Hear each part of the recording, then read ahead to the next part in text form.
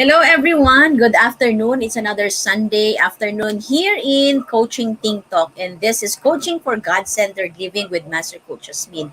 And welcome. I am Master Coach Hasmin from Life Coach Philippines, and this is Coaching for God-Centered Living. And this coaching conversation is for individuals who are ready to live a God that is a life that is centered to God. And my mission is to help you to get there to that next level living of God-centered living. Okay, so thank you for joining me here live today. And this is a weekend, and I know that most of you are already resting, have done your siesta, and or maybe you are celebrating with your family. Normally, di ba, pag Sunday, we do celebrate. It's also a church day as well. And thank you for joining me. And please leave your digital footprints by letting me know where you are coming from, saan kang part nanonood ngayon ng Philippines or the world. Where are you watching this from? And please do tag a friend right now and circulate this video so that we will reach more individuals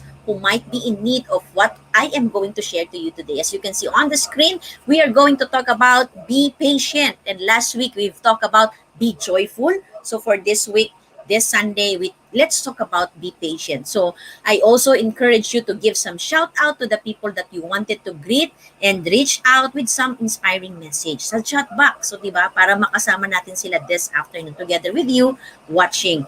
And also, if you are watching this also on a replay, please do comment #replay. We would really appreciate you. If we know that you are also watching with us, maybe it is not live, but on a replay. So comment #replay. And I am streaming via Facebook page of Life Coach Philippines and YouTube channel of Coach AI Connect. And if you are new to this platform, napadaan ka lang, nakita mo lang siya, so please like our page, Life Coach Philippines and Coach AI Connect.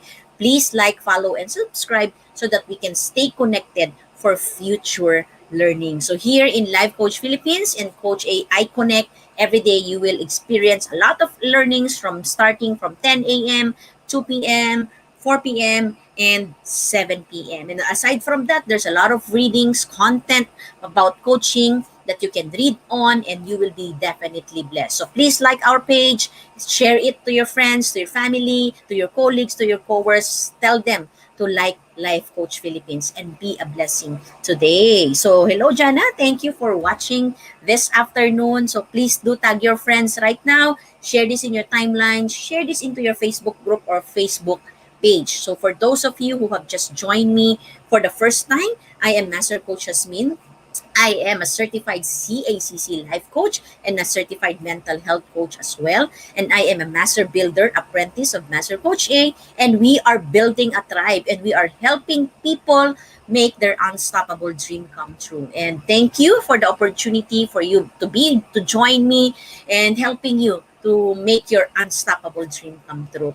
And my coaching philosophy, I believe that life coaching enables individual to journey from brokenness to wholeness. So therefore, if you need anything about coaching from brokenness to wholeness, so please do message me at hasminmiroy@gmail.com or connect with me at 0918-944-7841, or you can message me in my Facebook account, Hasmin Miroy.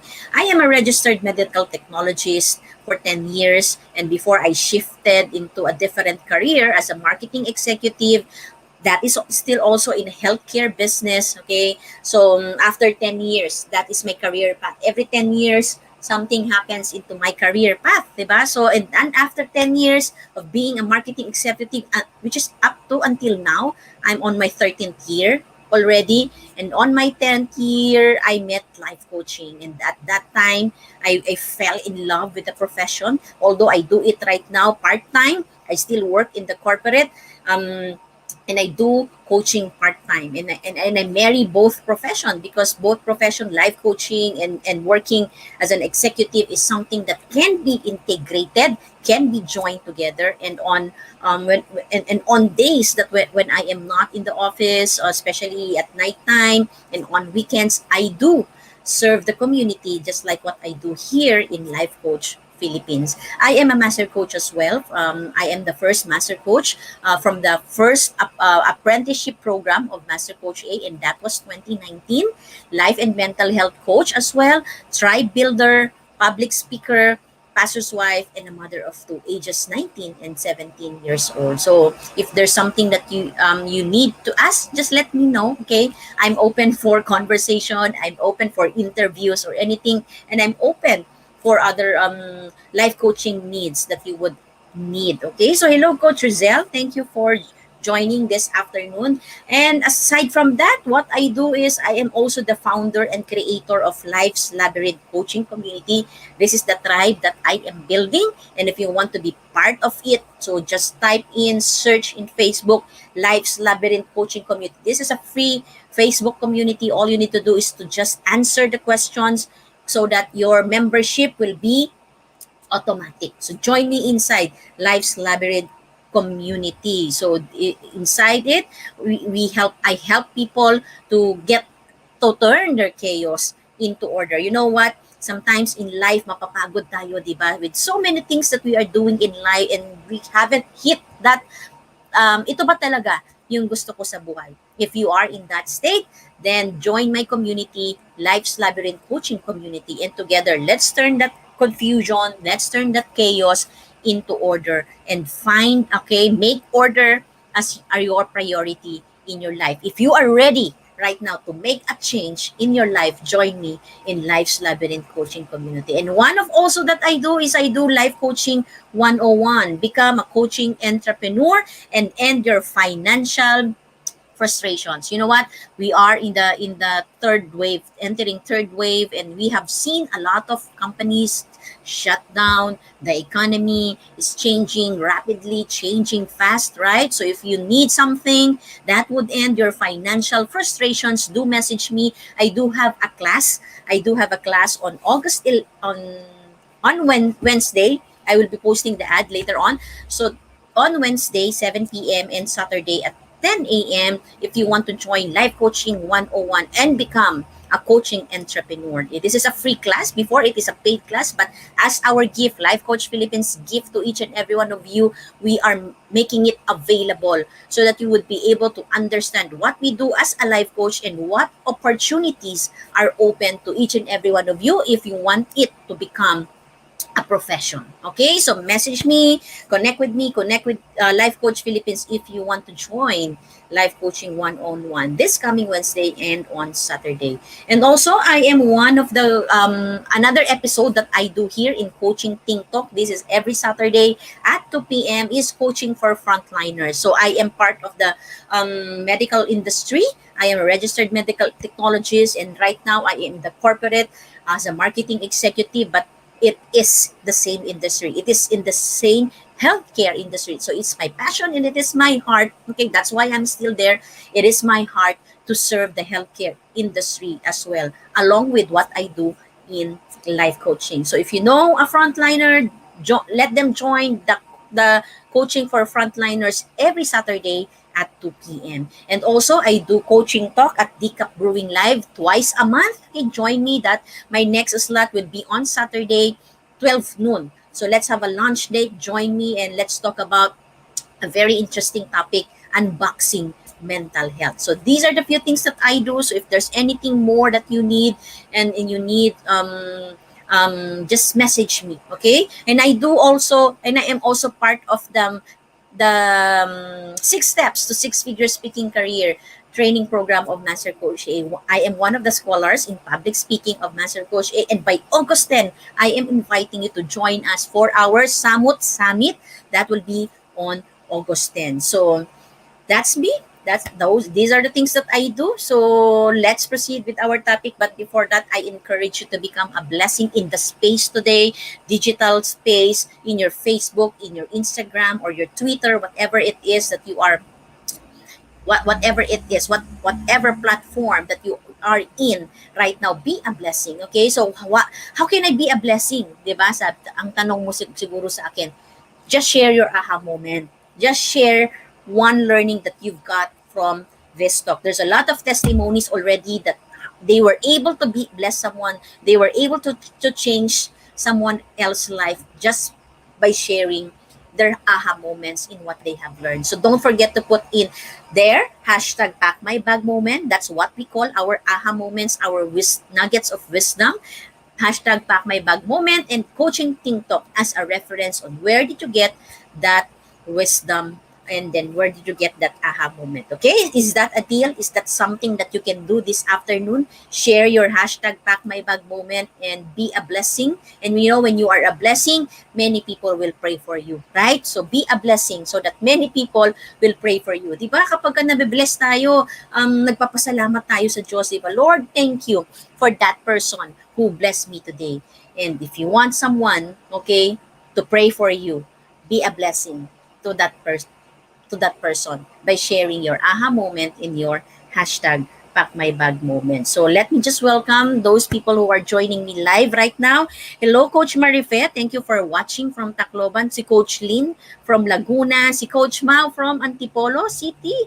So, thank you very much. Okay, thank you, and tagging your in and at tinatag nyo rin yung mga friends ninyo ngayon because we have a very interesting topic which is be patient. Sabi nyo nga, i-type nyo nga sa chat box so that I know that you are there.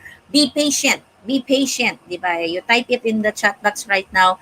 Be patient. And Coach Glacy is also here. And you know what?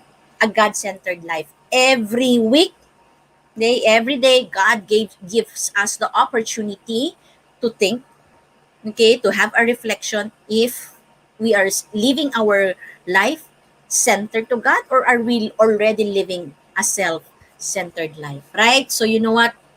It's good to have that moment, and that's why we have it here in Coaching TikTok. You know, coaching is holistic. Hindi lang siya sa mental, hindi lang siya sa physical, hindi lang siya sa emotional, but it is also on a spiritual aspect area of our life as to, and that makes life coaching as holistic. So it's good that every Sunday, let's have a reflection. Every 4 p.m., are we living a God-centered life or a self-centered life? Here in Coaching TikTok, God-centered for living, we're not talking about religion. This is not about religion. This is not about church that you are going to, but this is all about your personal relationship with God. I know that each and every one of us, no matter what we call our God is, we all have our own personal relationship, and that is something personal between you and him. So, but most of the references that I will be using here in Coaching TikTok is about us is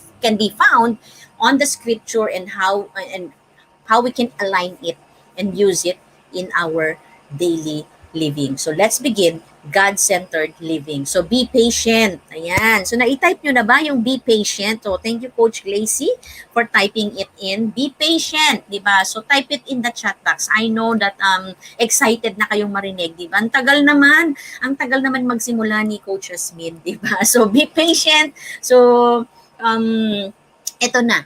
We are starting. So how to be patient with yourself and others in a changing world. Tama? 'Di ba? You know what? We are living right now, whether we like it or not.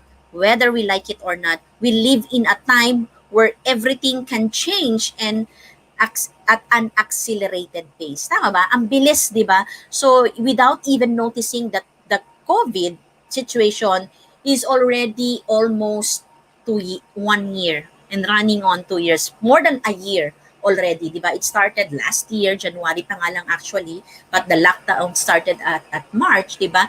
So, ibig sabihin, it's more than a year already. It's 1.5 year passed already, and it's still here. And because of that, we are all nagulat, di ba? And everything just suddenly changed and at an accelerated pace. And suddenly we are all working at home. Suddenly wala nang trabaho. Suddenly nag-close na yung paborito mong restaurant, yung business, yung suki mo, yung 'di ba? Nag-close na sila. And there's a lot of change that happened already. And no protocol exists for a time like this, di ba? Yung major change, sudden change, walang protocol na nag-i-exist yan. The protocol that we know right now is to wear a face mask, wear a face shield, di ba? At mag-alcohol ng mag-alcohol, di ba?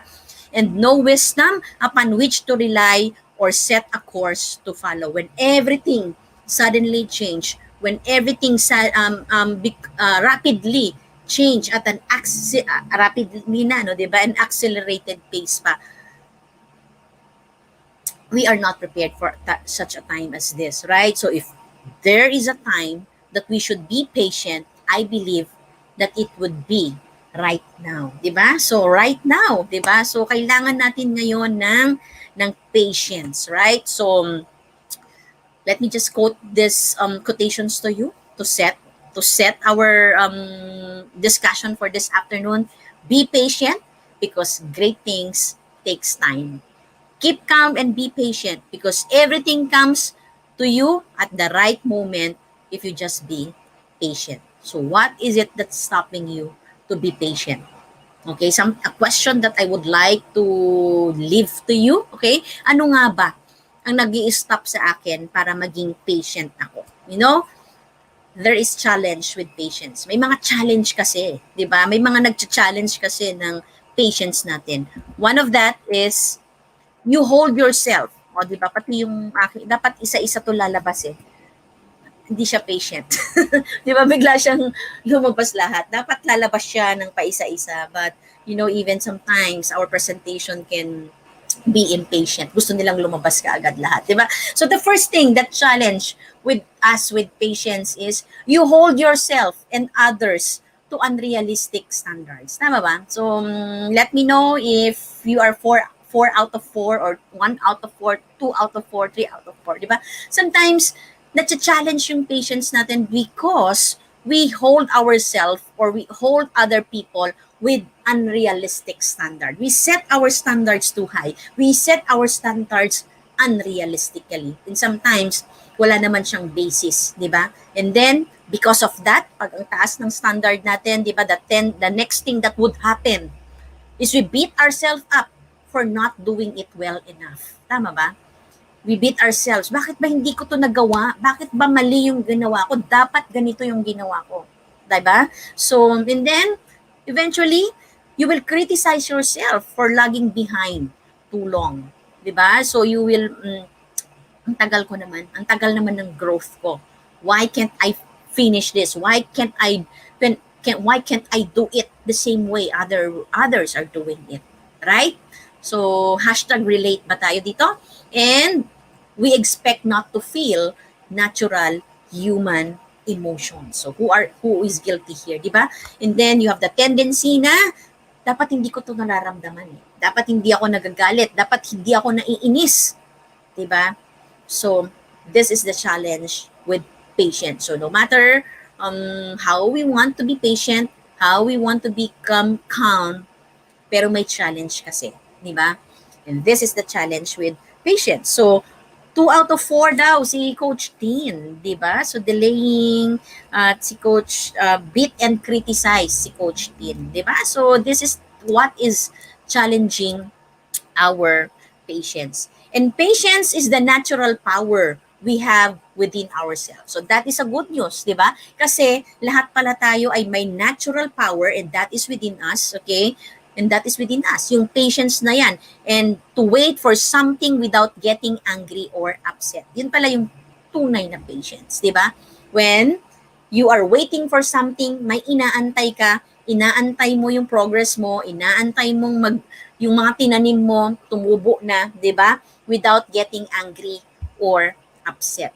That is patience, right? So in our changing world today, we could use a little more patience with ourselves, to the world around us, okay? And especially with other people as well. That can be your family, your member, that can be your spouse, your children, your friends, your clients, or other people, and even into our economy. Everything takes time, right? So we need patience on that. And on those time of waiting, patience is something that we don't get angry or upset in our waiting seasons. Okay? So, why is it important to be patient? Ba't ba mahalaga? Ba't natin kailangan? Okay, even God said that we need to be patient. Diba? Bakit natin kailangan ng patience? Because when we are impatient, take note of this, when we are impatient with ourselves, we reject the parts of who we are. We judge ourselves harshly and we speak to ourselves unkindly. The first one that we can hurt most when we become impatient ay walang iba kung hindi sino. Okay? Sino ang ating na-hurt? Sino yung unang nagiging biktima pag tayo ay nagiging impatient? That is our self. Right? So we become judgmental to ourselves, we speak harshly to ourselves, we speak unkindly with ourselves. And does this sound familiar to you? I should be used to this by now. Dapat sanay na ako dito eh. Dapat alam na alam ko na to, tong bagay na to, 'di ba? I can't get anything done. Bakit ba wala na lang akong magawang tama, 'di ba? Kahit sa totoo meron naman, 'di ba? I am so exhausted all the time. And there must be something wrong with me, 'di ba? Merong isang pagkakamali o dalawang hindi magandang sinabi, 'di ba? Ang judgment mo na sa sarili mo is may problema yata ako. 'Di ba? Even if the only one person said that to you, 'di ba? Pero ang tingin mo na ikaw na yung may problema, 'di ba?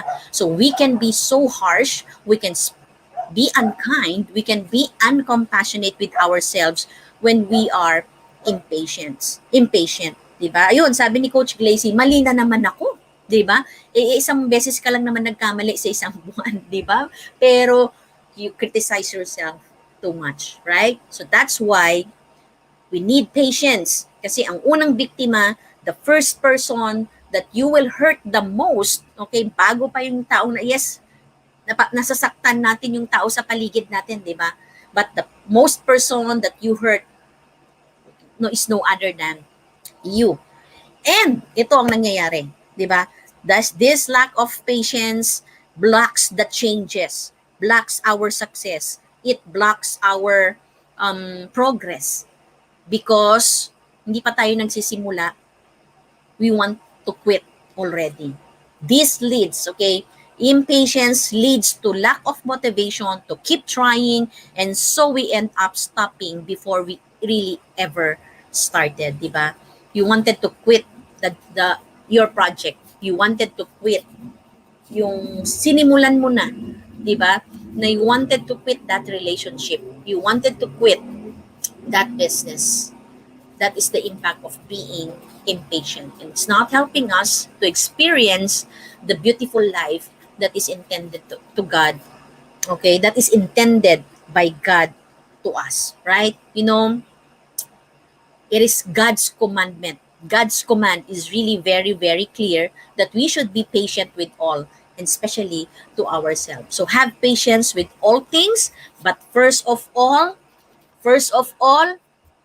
di ba, paulit-ulit, with yourself. Kailangan maging patient tayo sa sarili natin. Learning to stay patient with ourselves is the hardest, tama ba? Is the hardest skill to master in life, but we need it more than ever, especially at this time. If we want to really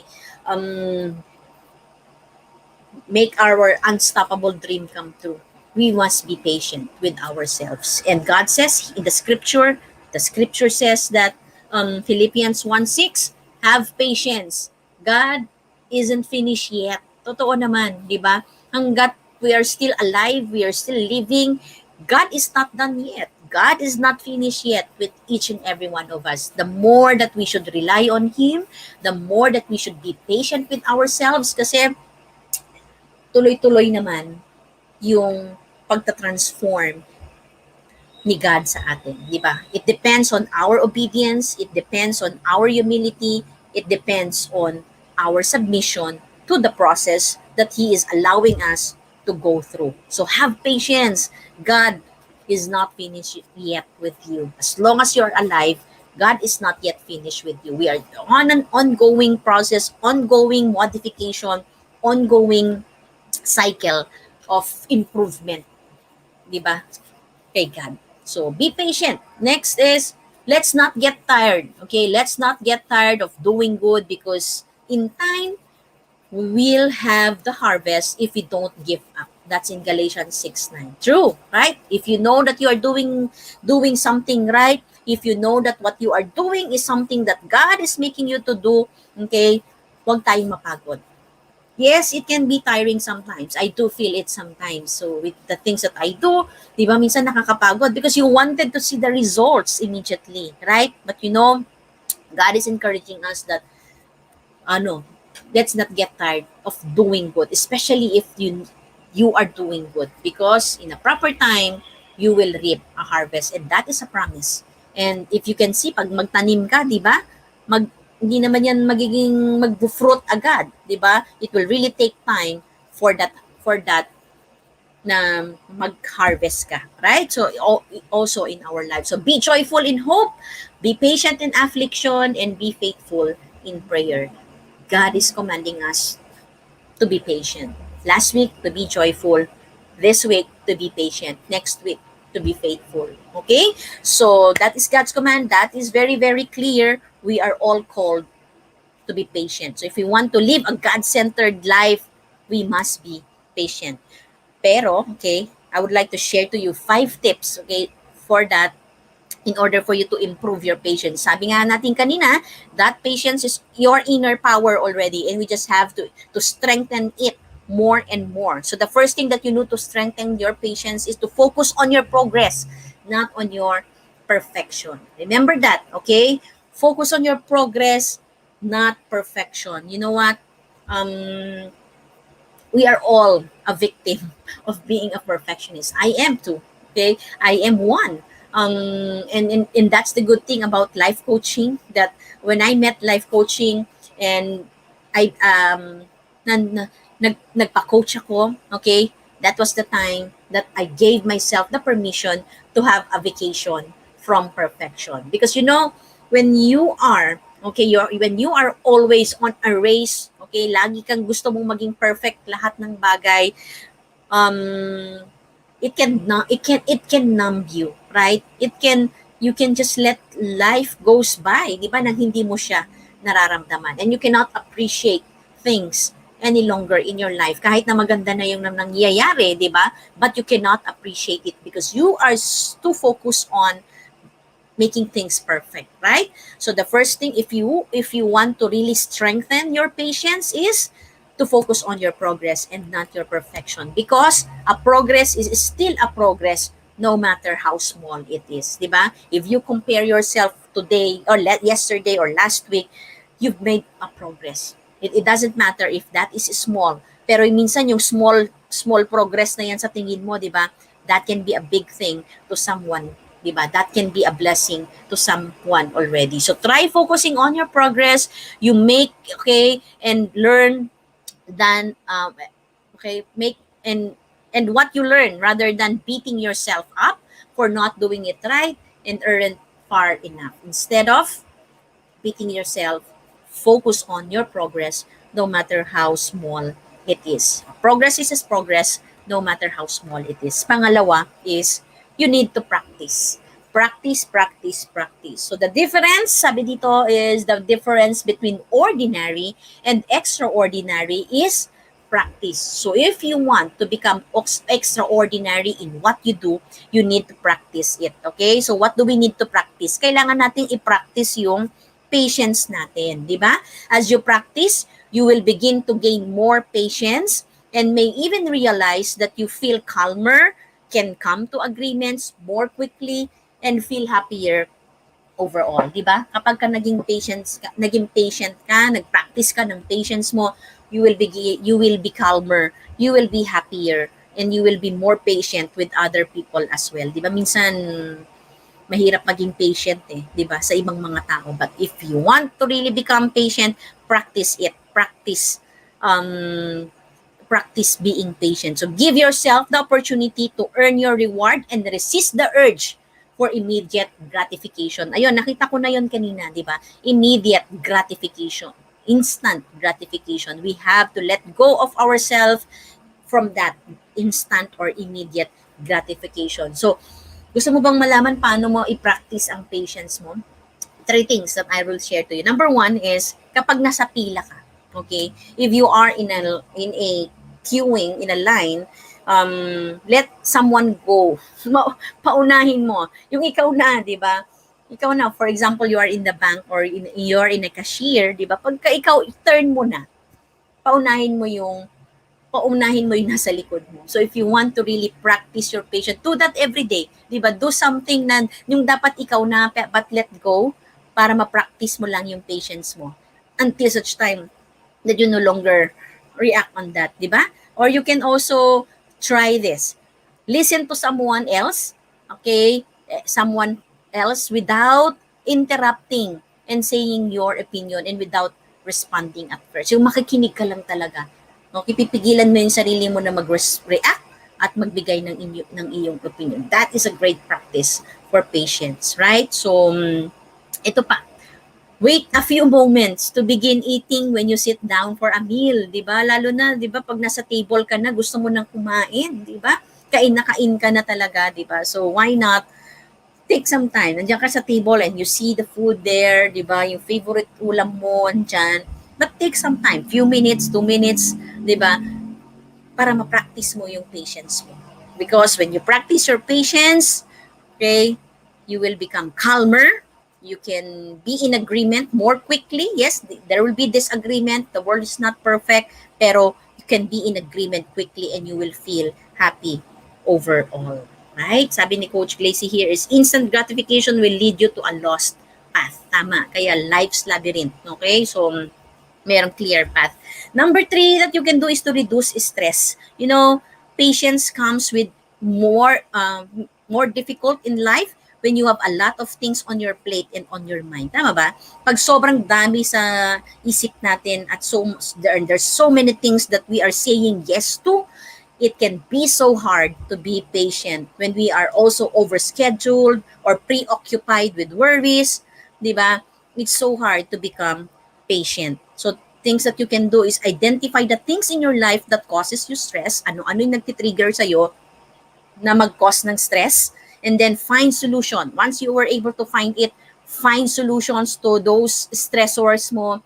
And if you need help, okay, ask help when you need it. That's why we are here in Life Coach Philippines, so that when you need help in certain area, if you need processing of your thoughts, if you need something, bakit ba hindi ako maging patient? If you need help, do get in touch with us here in Life Coach Philippines at messenger nyo kami, okay, in Life Coach Philippines, or connect with us at 0917-586-1661 or visit our coaching hub at Decaf Coffee Republic. So, help is available. So if you need to be helped in the area so that you can find the answer and you can find the solution, help is available.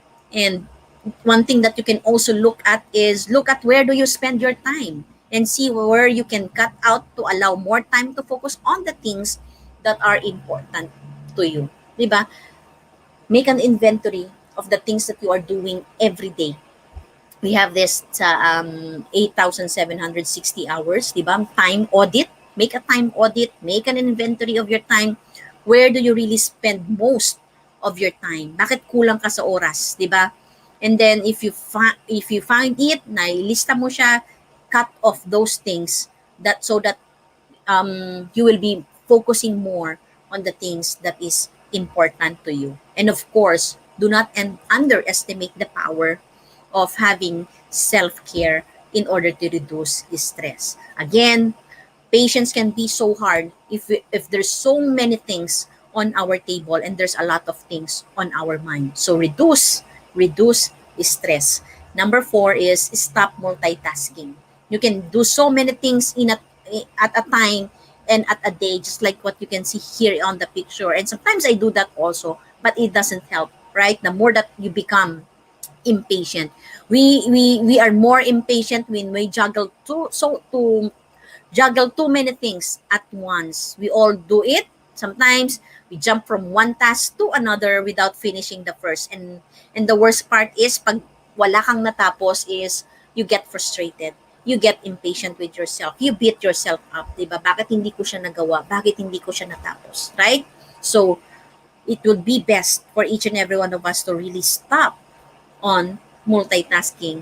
By focusing on one thing at a time, you will feel calmer and accomplish a great deal more. So try it. Try it. Okay? Mas may matatapos po tayo sa ating mga gawain. So before you go to bed, what you can do is write down 3 things on a post-it that you want to do the next day. So mamaya bago ka matulog, write it down on a post-it, and tomorrow make this task a priority by tackling them first and resist the urge to get distracted by other things.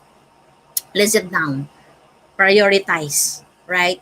So that you can start doing it with focus. And number 5, say kind things to yourself. The way you talk to yourself really matters. And if yourself can only write to yourself, sasabihin niya siguro sa'yo, dear self, dear me, just say nicer things to yourself. And it will make life less hard. Love me. Diba? So, the way we talk to ourselves matters. So, changing our internal dialogue provides the most helpful practice that you can develop the patience that resides within you. Remember that patience is already in you. We just need to strengthen it, okay? And we can strengthen it by being kind to ourselves, by being mindful to how we talk to ourselves. Okay? So patience means, to give a recap of the 5 things. Patience means embracing yourself with self-acceptance and focusing on your progress than perfection. It means giving yourself the compassion rather than withholding it. So give that to yourself. Give yourself the permission. Give yourself that compassion, and rather than withholding that compassion. It also means speaking to yourself with more kindness and empathy, such as, I know this is hard. Diba? Sasabihin mo sa sarili mo, Hasmin, I know that this is hard. I know that you are struggling, but I believe in you. And you can get through this. Say this to yourself, right? Sabihin mo yan sa sarili mo every day, di ba? Especially on those times that you feel like giving up, you feel like quitting, tell to yourself, ay, kaya natin yan, di ba? Sa umpisa lang yan, di ba? Normally naman ang mga bagay ay mahirap sa simula, di ba? But once you were able to break through it, that challenge, things will be a lot easier, right? And you are ready to take on to the next challenge. So small steps to big changes. So what change would you like to create now to move forward to your goal? You know, it begins with small steps. Small steps, okay? Big changes. So ano yung bagay na ano mo na that you would like to create right now that you want you for you to move forward to your goal. Sabi natin kanina, yung challenge natin, sometimes we set too high, unrealistic standard or unrealistic goal. But today, I challenge you to create a small steps. Ano yung small steps na pwede mong i-create ngayon that can lead to big change? You know, long term, if you want a long-term success, that will include small steps in the direction of your goal. And with calm, controlled perseverance, and loving kindness, you will achieve whatever that you have set out to do. So, if you want, okay, if you want some processing on that question, on this question, okay, let's have a conversation. Pag may naisip ka na ngayon, let's have a conversation. Let's plan that. Let's create, okay? Now that you know what you need to do, let's set a goal. Let's set action plans. Okay, let's have a breakthrough conversation. This is your year. I believe that this is your year, and let's prepare for that. Okay, we still have 5 months to go before the end of the year, and you can still achieve your goal. So let's have a breakthrough conversation. So don't quit at this time. It's too early to quit, right? So be patient with yourself. So connect with me at Coach Hasmin. That is my Facebook page, or email me at hasminmiroy@gmail.com or 0918-944-7841. And let's start, okay? Let's start that small step that would lead to big change into your life. And also, I would like to invite you. I am coming up with a 3-way to banish self-doubt. This is a 90 minutes workshop, okay? A free, okay? This is my gift for you. It's going to be my birthday next month, di ba? Ang aga, no? So, this is a free 90 minutes workshop to discover the secret and the proven ways that I am using on how to beat self-doubt. And this secret and proven ways, I will be revealing it to you here in this workshop. Tatlong bagay lang yan, okay, that would banish your self-doubt so that you will never have to ask yourself again if you can do it or you cannot do it. Okay, so this is posted in my timeline, has been Miroy. And what I need from you to do is to just comment there three ways. Okay, so if you are interested to join, if you are interested to join me here in 90 minutes workshop, complimentary workshop, type in the comment, okay, in the comment in my timeline where I posted it, three ways. And let's begin, okay, your journey in banishing your self-doubt. So this is really something very important. This is something that you can do, I believe. Okay, so that we can start making that small step that would lead to big change. So again, also, if you are not yet a smart holder of B Learning e-card, let me invite you personally to become a mental model collector like me and like us here in Life Coach Philippines, and be part of the B Learning Society, the tent maker of B-Learning homes for mental fitness. As a e-learning e-card holder, three perks that you will get a 5% discount for food and beverage at Decaf Coffee Republic. Delivery, okay, this is for dine-in or for takeout, for delivery. And also, you will be able to get a free access to masterclass of Master Coach A that is happening every third Saturday of the month. And we just had a class last night and it was very powerful. And you get the 90 minutes coaching session. So I believe that each and every one of us needs a coach, right? So this is the most affordable way for you to be able to have a coach to journey with you that would lead your small steps into big change. So be a e-learning e-card holder right now. So if you are new to the concept of mental model, a mental model is an explanation of how something works. It is actually a concept, framework, or worldview that you carry around in your mind to help you interpret the world and understand the relationship between things. And mental models are deeply held beliefs about the how the world look like. And why mental model is important? Because by building up a base of most valuable and universal mental models, what will happen to you is you are building up a trunks of knowledge that you can use for the rest of your life. And mental models are critical category of knowledge that gets more relevant over time and can be applied across a wide array of different domains. So be excited. I have been inside Be Learning Society for 3 months already together with my son, and I've seen a lot of improvement to myself, the way I think. I've seen a lot of improvement to my son, the way he thinks, because of learning of the different mental models. And the next mental model masterclass will be on August 21 at 7 p.m. Master Coach A will cover the polymath mental model. Okay? So learn how you can combine skills, imagine, combine skills and become a superstar in your field, and discover why the polymath will win this 21st century. So register now, connect with Coach Rizal through 0917-586-1661 and learn to combine your skills and become a superstars. And we all want that, right? So connect with us now, register to be learning e-card. And of course, for individuals, if you want to become of part of what we do and you want to become a certified life coach, Master Coach A is also offering co-actively co-create life coach certification program. So this is a comprehensive approach to learning and mastering life coaching as an active process of creating a new path to achieving results in life, so that success will be inevitable in every coaching relationship. So this is a 3 days online journey, 21 days online journey, 3 days live coaching boot camp, and that would start on Saturday. So if you want it now as a gift for yourself, register now, connect with Coach Rizal and be part of the first live coaching bootcamp next week. And also this includes a 3 days live business bootcamp if you wanted to take it to the next level, if you want to make coaching as a business as well. So message Coach Rizal now at 0917-586-1661. And once again, okay, as I end this episode, so do join us for another coaching conversation tomorrow with Coach Sean for Coaching Workforce Management at 10 a.m.,